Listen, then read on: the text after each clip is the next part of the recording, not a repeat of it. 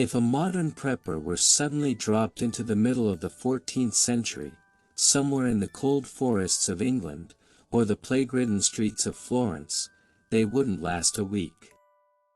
Not because they lack weapons or tools, but because they'd forgotten something far more vital, the ancient art of surviving with nothing but instinct, nature, and community.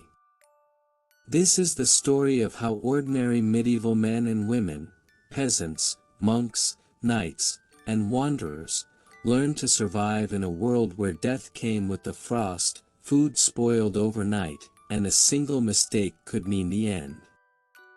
These are the forgotten survival techniques that kept humanity alive before civilization learned to rely on comfort, and the lessons that modern preppers, with all their gear and gadgets, have quietly ignored.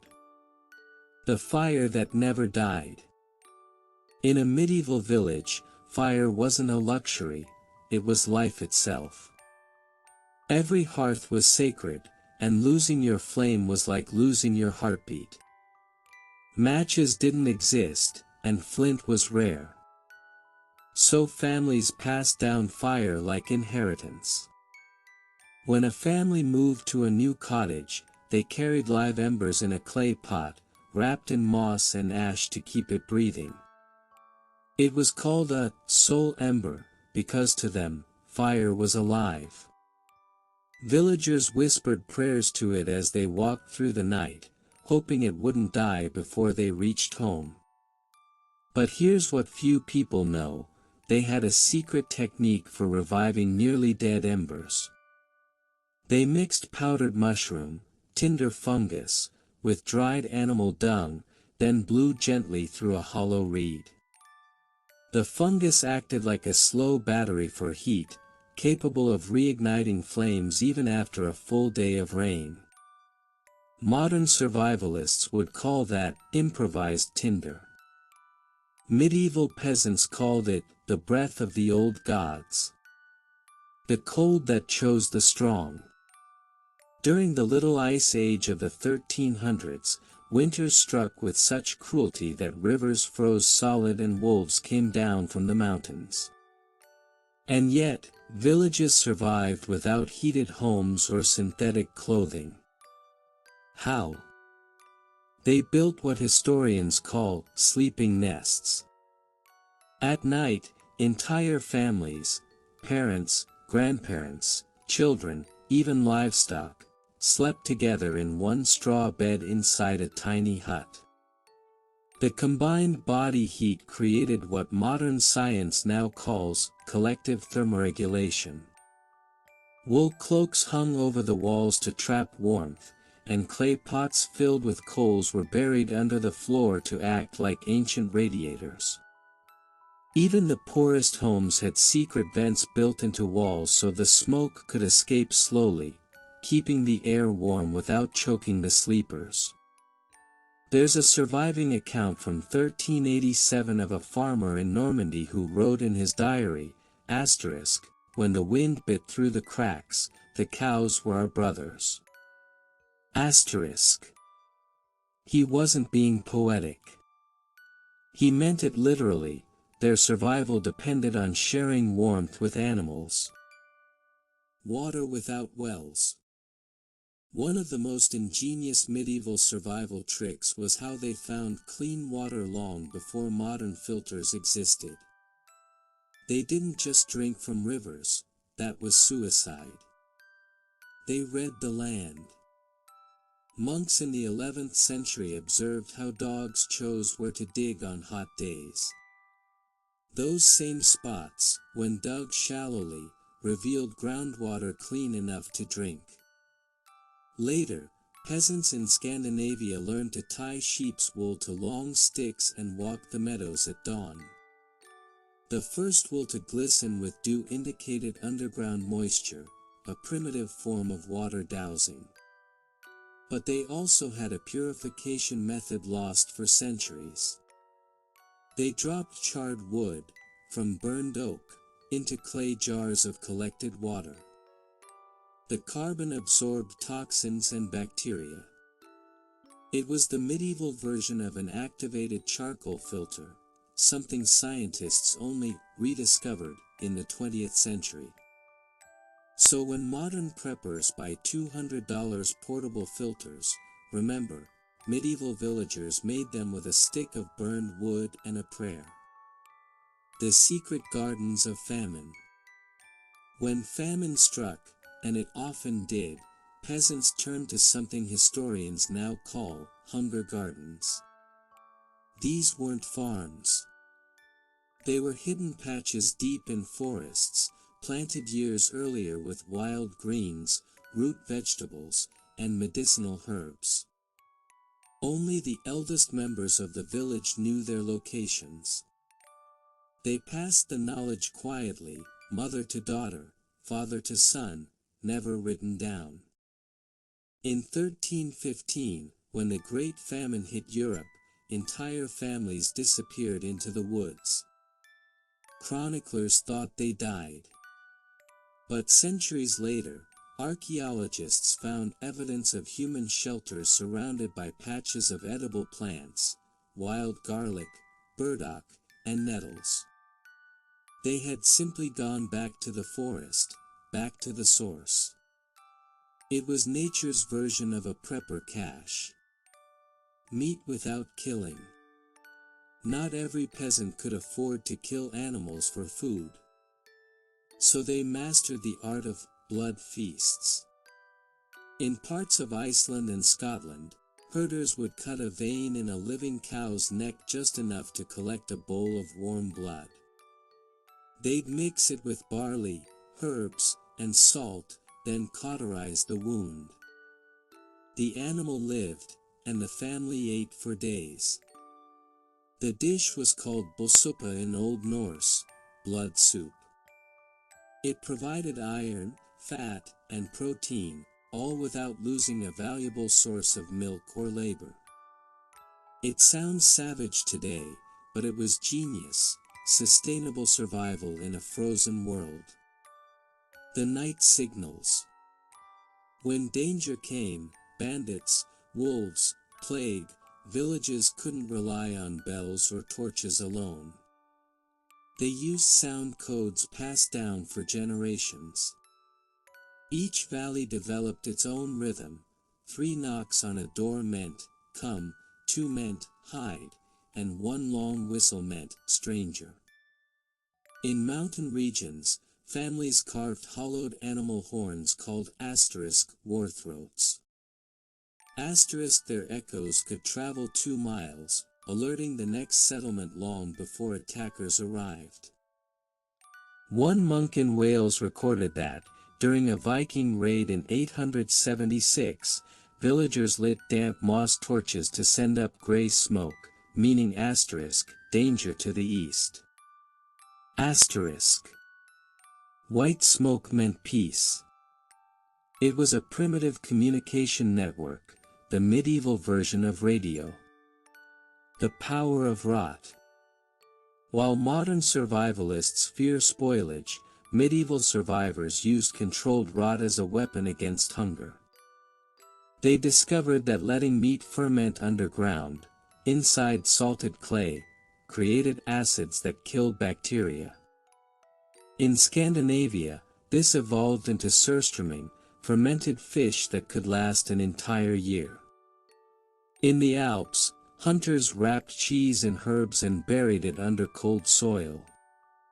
When dug up months later, it was richer in calories and nutrients. But the most astonishing example comes from 14th century Mongolia. Horsemen carried strips of fermented milk leather called erul. It was so dry and dense that it could be eaten 10 years later, a survival food unmatched even by modern MREs. The code of the hearth. Survival wasn't just physical, it was moral. Medieval society had an unspoken rule: no one with a fire eats alone. If a traveler arrived cold and starving, they were offered bread and broth, even if the host barely had enough. Because in those days, community wasn't kindness, it was insurance. Everyone knew that one day, the roles would reverse. So every home left a portion of stew simmering overnight, in case someone knocked at the door. They called it the pot of mercy.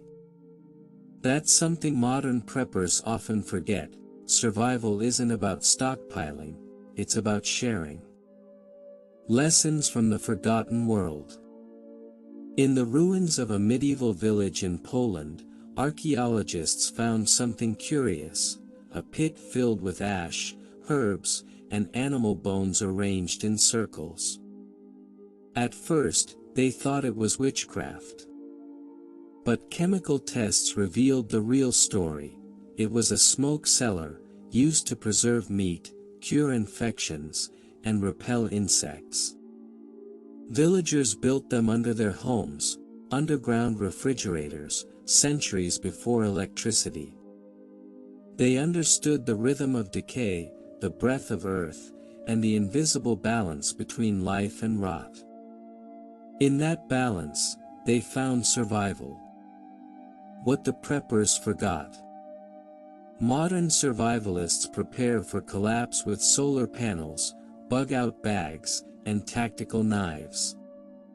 But medieval people survived collapse itself, over and over, wars, plagues, famines, and winters that killed half their world. They didn't just live through history. They became it. Their tools were crude, their lives short, their faith sometimes blind, but their instincts were sharper than steel. And in those instincts lie the secrets we've lost: how to eat from the forest, drink from the air, warm a house with nothing but breath, and trust a neighbor more than a gun. The past wasn't primitive. It was prepared. Part 2: Plague Kitchens and the Medicine of Smoke. When the Great Plague ended, the forests of Europe grew wild again. Villages lay empty, their fields reclaimed by roots and moss. But in the silence of that wilderness, small groups of survivors learned something new. That the forest itself was a healer, and the earth beneath their feet could save a dying man. The Green Refuge. In the early 1360s, deep in the Black Forest of Germany, travelers spoke of a hidden commune called Grunhaven, the Green Haven. It was said to be founded by former monks and widows who had fled the cities. They lived without walls, without priests, without lords. Their medicine came from bark, moss, and mud. They believed every illness had a mirror in nature. If a fever burned, they sought cooling plants, mint, violet, fern. If the skin rotted, they turned to clay and ash. And when outsiders came to them for help, they did not ask for gold. They only said, give something back to the forest. Mud that heals. Archaeologists centuries later discovered strange pits lined with moss and stones near old hermit sites. Inside them was clay rich in minerals, the same clay that modern science now recognizes as antibacterial. The healers of Grunhaven used that clay to draw poison from wounds. They mixed it with honey, which preserved it naturally, and applied it as salve on sores and cuts. It worked so well that even infected injuries began to heal. Today, it sounds like herbal myth. But NASA researchers in the 21st century confirmed that certain clays contain metal ions that destroy bacteria on contact. The medievals didn't need NASA, they had intuition and faith. The breath of trees. Every morning, the forest healers gathered under giant oaks to perform what they called the breath. They would inhale deeply as the fog lifted, slow, rhythmic breathing, arms open to the air. It wasn't magic. It was therapy. Centuries later, The Japanese would call it Shinrin-yoku, forest bathing. Science now knows that breathing in tree oils called phytoncide strengthens the immune system. But in the 1300s, they believed they were inhaling the soul of the woods. To them, it was prayer. The medicine of sound. Deep in the woods, where no church bells rang, the healers discovered another kind of music. They carved wooden flutes and hollow drums, and played them softly around the sick. The rhythm echoed with heartbeats, slow and steady. When you listen to it long enough, your pulse syncs with the rhythm. Modern neurologists call this entrainment, the body's way of matching external rhythm to internal calm. To the forest dwellers, it was simply called listening to the earth. They believed sound could balance the body, and for those drowning in anxiety and grief, it did. The Garden of Shadows. As famine faded, the forest healers began to plant hidden gardens again. But these were not for food, they were for medicine. Beneath the canopy they grew foxglove, mandrake, and belladonna, plants as dangerous as they were powerful. Used wrongly, they killed. Used wisely, they healed hearts and lungs. A healer named Ansel the Quiet kept a wooden tablet carved with this warning. The same root that poisons, also cures. The difference is in the hand that holds it. In the centuries that followed, those same plants became the foundation for modern cardiac drugs and anesthetics. The green haven of the Plague Age became the cradle of pharmacology. The language of crows.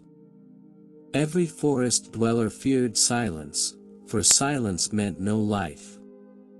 So they learned to read the forest's messengers, the crows. When crows gathered near water, it meant rot or disease. When they circled fields, they marked unseen prey or decay. To the healers, crows were warning bells, nature's sentinels. One legend tells of a healer who survived a fever because he followed a crow to a patch of moss-covered stones. There he found clean spring water trickling from the earth. He drank, bathed his face, and lived. That spring still exists today, known as Ravenquell, the Raven's Well. The night fires. At night, the healers lit blue-green fires, not from wood, but from burning herbs soaked in mineral oils. The strange light frightened outsiders, who called them witches. But the smoke from those fires drove away mosquitoes and kept fevers low. The blue color came from copper, a natural antimicrobial. Hundreds of years later, doctors would rediscover copper's healing power in hospitals. The forest healers had known it all along, they just called it sacred flame. The return of the villagers. Decades later, when survivors from the outside world stumbled into the forest, they found the healers living in peace. Aged but alive, their skin clean, their eyes bright. They taught newcomers how to dig clay pits, how to ferment berries into tonic, how to trap rainwater in leaves. Many stayed. Some left and carried the secrets home, founding new villages that followed the same rhythms. Early rising, herbal bathing, silent meals, shared fire. In those rhythms, Europe began to heal. The mud and the memory. When the last of the Grunhaven healers died, their graves were simple, stones pressed into earth, names forgotten. But around each grave grew unusual moss, thick and bright green. Local shepherds noticed that wounds healed faster when packed with that same moss. Centuries later, World War I medics rediscovered sphagnum moss as a natural bandage, absorbent and antiseptic. The forest had remembered what humanity had forgotten. Lessons from the Green Haven. From the plague to the forest, survival had evolved. People no longer feared the earth, they trusted it. The forest had become a teacher, the mud a medicine, and the trees a kind of cathedral. When you walk through old European woods today, in Germany, in Scotland, in France, you still find faint mounds of clay, circular stone pits, and rows of strange herbs growing where no farmer ever planted them. They are the remnants of the healers who lived without walls, who breathed with the wind and trusted the soil. And if you listen closely, you might still hear their flutes in the distance, a whisper of survival echoing through the leaves. As the forests healed and life crept back into the valleys, another kind of survivor began to stir. The monks. They had seen kingdoms fall and families vanish. They had buried brothers beneath snow and prayed for warmth through nights that never seemed to end. But they learned something that even kings did not: how to make peace with winter itself. This is the story of the monks who tamed the cold, and built a science of endurance from silence, stone, and faith. He Abbey of Ice. High in the Alps, where snow buried everything from October to April, stood a monastery called Sanctum Nivis, the Holy Snow. It was founded by Cistercian monks in the early 1300s, far from plague and politics. They chose isolation as salvation. At first, they suffered terribly. Frost cracked their stone walls, food froze, ink turned solid. But slowly, the brothers adapted. They carved deep tunnels under the abbey, warm passages lined with straw and clay that trapped body heat. It was not luxury. It was survival. Each monk slept inside a small wooden cell built like a beehive, curved so breath would condense and drip away from the bedding. Their rooms stayed at a stable warmth, just enough to keep life from leaving. Centuries later, engineers studying polar outposts would copy the same design. The secret of the cloak. Wool was precious, but the monks discovered a way to make it last forever. They washed it in fermented urine, then beat it with oak ash and goose fat. The result was a natural lanolin coating that repelled water and wind. A single cloak could last 30 years. The outer layer stiffened with frost, but the inner side stayed soft, breathing warmth back to the skin. To them, the cloak was a symbol of humility. To modern material scientists, it was an early example of lanolin waterproofing. A lost technology rediscovered only in the 1800s. The silent diet. Food was as much a spiritual test as a physical one. The monks ate twice a day, only after sunset in winter. Their meals were simple: barley, turnip, onion, and what they called stone broth. A soup made by boiling clean river stones with herbs to release trace minerals. When supplies ran low, they turned to lichen, the crust that grows on rocks.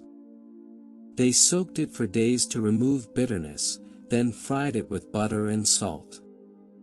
It tasted like earth and smoke, but it kept them alive.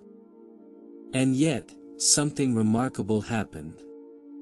Historians examining monastic bones found unusually strong teeth and bones. The minerals from stone broth had fortified them more than meat ever could. Even starvation had become a teacher. The fire without flame. Wood was scarce above the snow line. So the monks invented what they called the sleeping fire. They filled clay pots with coal dust and damp moss, then buried them under straw beds. The mixture produced a slow, safe heat that lasted through the night. No smoke, no flame, just steady warmth. Modern survivalists might call it a biothermal bed.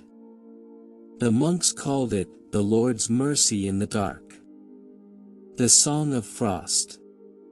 During the longest nights, when wind howled through the cloisters, the brothers sang. Not hymns of joy, but deep, low chants designed to keep breath steady and blood warm. Each note vibrated through the chest like a drumbeat. Chanting for hours raised their core temperature, a biological miracle cloaked in prayer. Scientists today call it resonant breathing. It lowers stress, increases circulation, and calms the nervous system. The monks didn't need data. They simply knew that when they sang together, they survived together. The candle riddle. Wax was rare, but light was necessary. So they learned to stretch every candle to last 10 times longer. How? By mixing melted wax with a powder made from crushed snail shells and salt. The flame burned smaller, but steadier, almost smokeless. One abbot wrote in his journal, "Light that endures teaches patience." For the brothers of Sanctum Nivis, even a single flickering flame became a teacher of time. The winter garden. Outside, everything was frozen, yet the monks managed to grow green leaves under snow. They built stone-walled courtyards that trapped sunlight and wind. At the base, they buried compost pits filled with decaying straw, which released heat from within.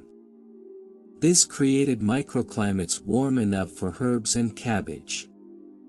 It was the medieval greenhouse, centuries before glasshouses existed. From their gardens came mint for tea, thyme for medicine, and parsley for the soul.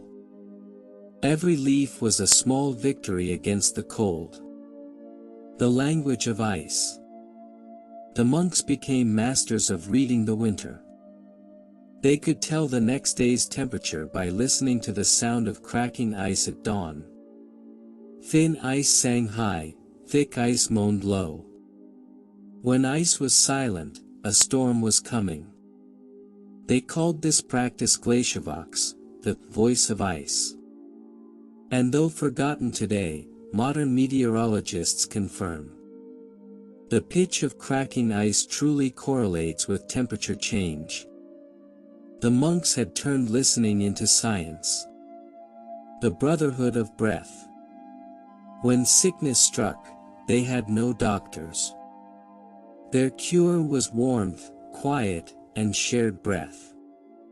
In the infirmary, they placed the ill between two healthy brothers, lying shoulder to shoulder under blankets. The shared body heat often revived the dying. Their rule was simple: no one sleeps alone in winter. It wasn't pity, it was physics. And love disguised as survival. The secret they left behind. When spring finally came, the brothers would gather on the highest ridge. They'd stand in silence, faces to the rising sun, and breathe together. One by one, they'd take off their heavy cloaks and hang them on the trees. They believed the warmth of the living passed into the forest that way. That next winter, the trees would remember and give it back. Centuries later, the abbey fell to ruin. But hikers who visit its remains say the air there feels strangely soft. As if the stones still hold a little warmth from the monks who tamed winter. The wind fades. A single bell tolls softly, echoing through the snow. To be continued. Part 5, The Hidden Codes of Bread and Bone. The Hidden Codes of Bread and Bone. When the monks of Sanctum Nivis passed their ways to nearby villages, they left behind no gold, no treasure, only knowledge. And among their teachings was a secret that shaped generations: the hidden codes of bread and bone. It sounds poetic, but to them, it was survival disguised as faith. The loaf that never died. Every monastery had one sacred ritual: to bake bread not from wheat alone, but from a mixture of flour, ground bone ash, and fermented honey. It may sound grim, but they believed the earth itself contained memory, and that bone, ground into white dust, was a link between the living and the dead. When baked into bread, it was said to feed both body and soul. Centuries later, scientists would confirm that bone ash contains calcium phosphate, an essential mineral for survival during winters of malnutrition. Without realizing it, the monks had invented a primitive nutritional supplement, hidden inside a prayer: the salt of the dead. In the markets of medieval Europe, salt was worth more than silver. But deep in the mountains, salt was scarce. So villagers learned to make their own. They collected ashes from burnt animal bones, mixed them with water, and filtered the liquid through linen. After boiling it down, they were left with white crystals, a crude but pure form of mineral salt. To them, this was a holy act. They called it the salt of the dead believing that those who had fallen now protected the living through nourishment. Modern chemists call it bone-derived calcium chloride, a mineral now used in emergency survival kits around the world. The silent ferment. In times when no yeast remained, the monks used air itself to raise bread. They placed wet dough in hollow tree trunks, covered them with moss, and left them by riverbanks for days. When the dough swelled, they said it was blessed by angels. In truth, it was wild yeast, born from air. A perfect balance of humidity, bacteria, and time. Today, bakers call it sourdough. Back then, they called it miracle. The anatomy of endurance. Among the oldest manuscripts found in the ruins of Sanctum Nivis is a single page titled, "The body is the furnace." It describes a strange philosophy. That pain is not punishment, it is the body's way of making heat. When one shivers, when breath shortens, when the stomach empties. The monks saw those not as weaknesses, but as proof that the inner fire still burned. They learned to breathe through hunger, to slow their hearts in meditation so that energy lasted longer. Today, we call it metabolic adaptation, a science they discovered through silence and prayer. The ritual of the bone dust. Each spring, when snow began to melt, the monks would gather the bones of animals that had died during winter. They burned them, ground them, and sprinkled the ash over new garden soil. It was a ritual, not of mourning, but renewal. They believed that life was a circle. Nothing truly dies, their abbot wrote. It only changes its shape. What they could not know is that the ash enriched the soil with phosphorus, turning barren rock into fertile ground. Centuries before chemistry, they had already mastered sustainable agriculture. The bread that healed. There's a legend from a mountain village near the monastery. A young woman named Eileen lost her sight during a harsh winter famine. The monks brought her a small loaf baked with bone ash and honey. She ate half, slept for 3 days, and when she awoke, she could see light again. No one could explain it. But records show her body was severely calcium deficient. That bread had given her back what her bones had lost. Miracle or medicine?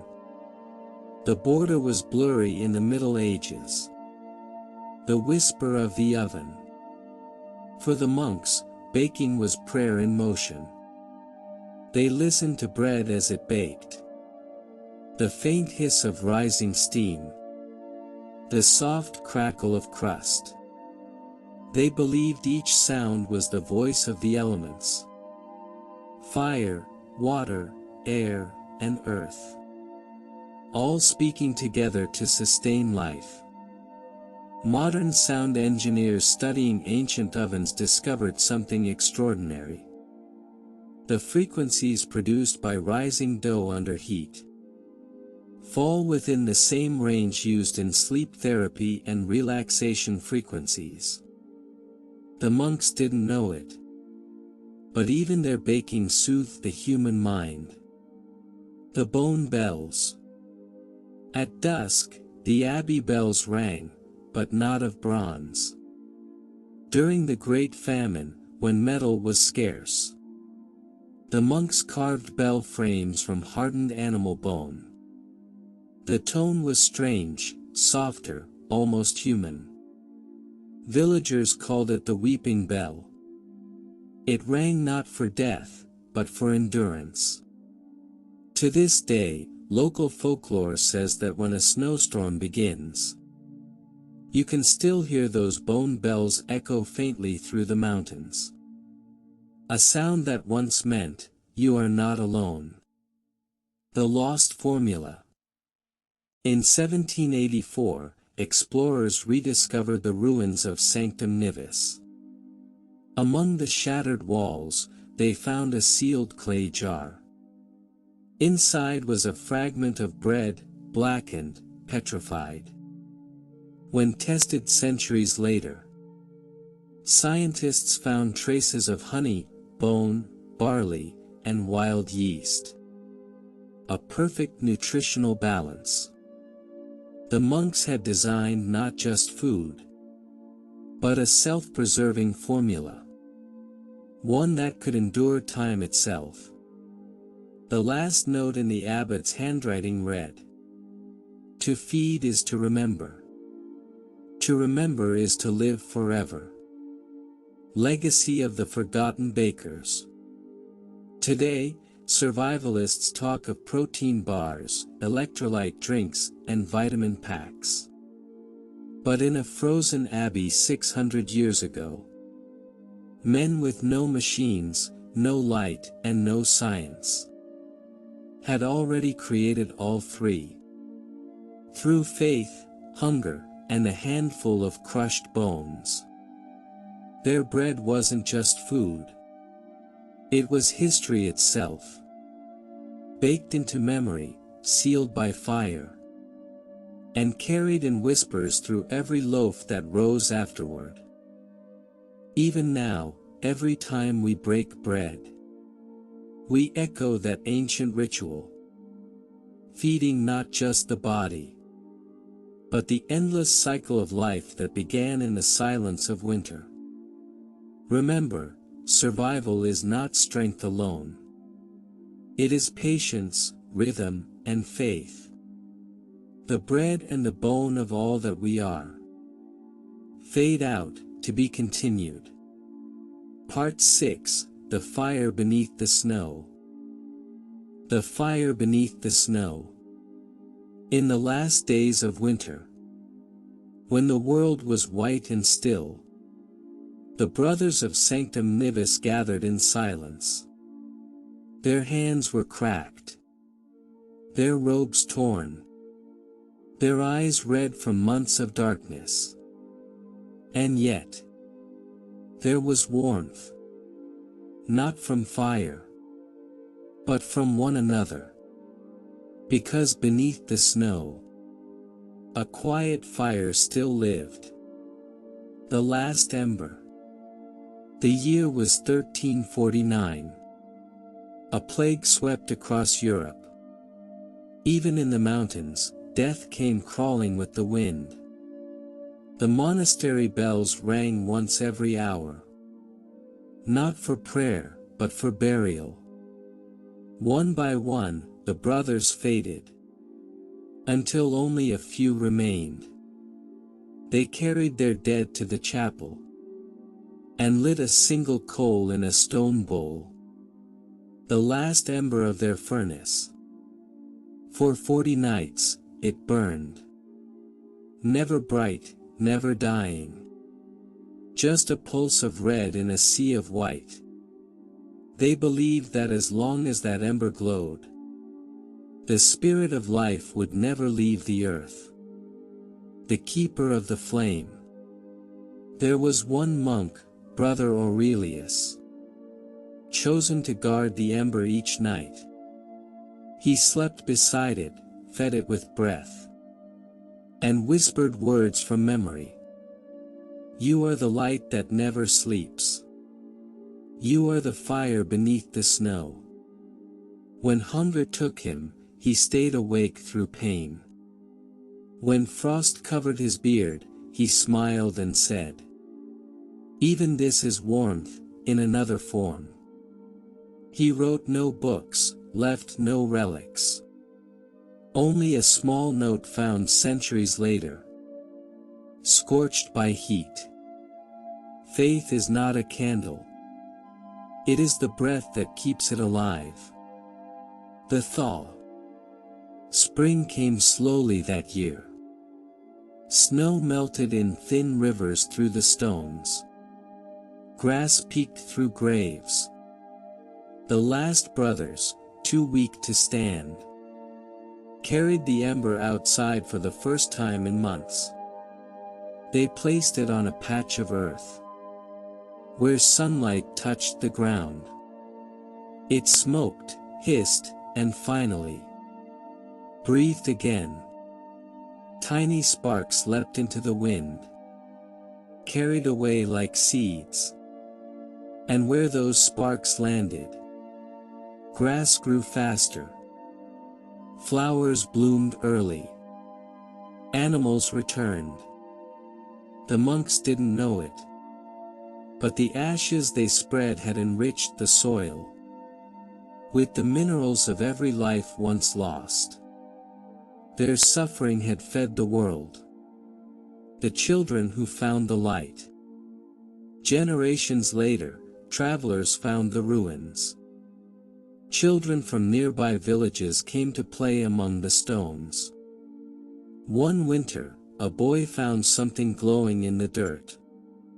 A lump of blackened clay, still faintly warm to the touch. He showed it to his grandmother, who told him, that is the fire that sleeps. It waits for the hands of the living. Every winter after that, villagers would light a small fire near the ruins. Not for warmth, but to remember those who taught the world to survive without fear. They called it the fire beneath the snow. The science of the soul. Centuries later, archaeologists studied the site. They found strange evidence. The monks' chambers had maintained steady humidity and heat, even in freezing climates.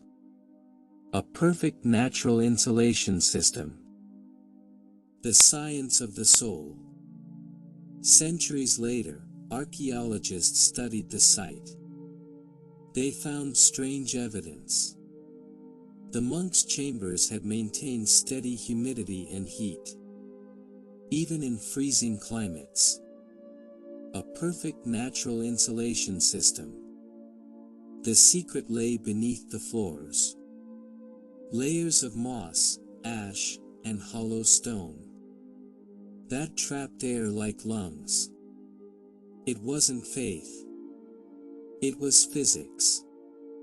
Yet, what they built through faith was something modern science would take 600 years to understand. They had merged prayer and engineering into one act of survival. The eternal warmth. Even now, in the Alps, climbers who camp near those ruins say the wind feels different there. Gentler. Almost warm. And some nights, when snow falls thick, they hear faint chanting. A rhythm of breath carried through the fog. No words. Just sound. The kind that feels like memory. Perhaps it's only the echo of wind through old tunnels. Or perhaps it's the last whisper of the monks, the guardians of a fire that never truly died. What they left us. They left no gold, no monuments. Only lessons written in the quiet language of survival. That warmth begins not with fire, but with breath. That food is memory, and memory is life, asterisk. That silence can teach more than fear ever could, asterisk. And that even under snow, something still burns, asterisk. For those who live in the modern world, with endless noise and light, these forgotten monks still whisper across time. You have not lost the way. You have only forgotten how to listen. And so, when you lie down tonight, remember the fire beneath your own snow. The small, steady warmth that keeps you alive through every winter that life brings. Because survival isn't about strength. It's about remembering what's already burning inside you. Wind fades. A heartbeat. Then silence. In every breath, a spark. In every silence, a fire. Final chapter, the forgotten wisdom beneath the stars. As the last embers of the medieval fire fade into the dark, the night settles over the ancient hills, soft, silent, and endless. In the distance, an owl calls from the edge of the forest, its voice echoing through time, reminding us of how small we are beneath the same stars that once watched over knights, peasants, and forgotten wanderers. The people of the Middle Ages lived differently, not because they wanted to, but because they had to. They didn't have the comfort of electricity, or the hum of machines, or the glow of screens. Their world was ruled by rhythm, the rising sun, the turning seasons, and the quiet pulse of nature. And somehow, within that simplicity, they found something modern life often forgets: peace. Think of the shepherd, resting beneath the open sky after a long day on the hills. His only blanket, a coarse wool cloak. His only lullaby, the distant murmur of the wind over the grass. He didn't need a podcast to fall asleep. He didn't need noise to escape silence. Because silence itself was his companion. We, the people of today, spend billions on comfort, heated blankets, smart beds, sound machines. Yet those medieval souls, barefoot, tired, and hungry, somehow slept more deeply than most of us ever will. Their secret wasn't luxury. It was acceptance. They accepted the world as it was, cold, unpredictable, and sometimes cruel, and found warmth within their own hearts.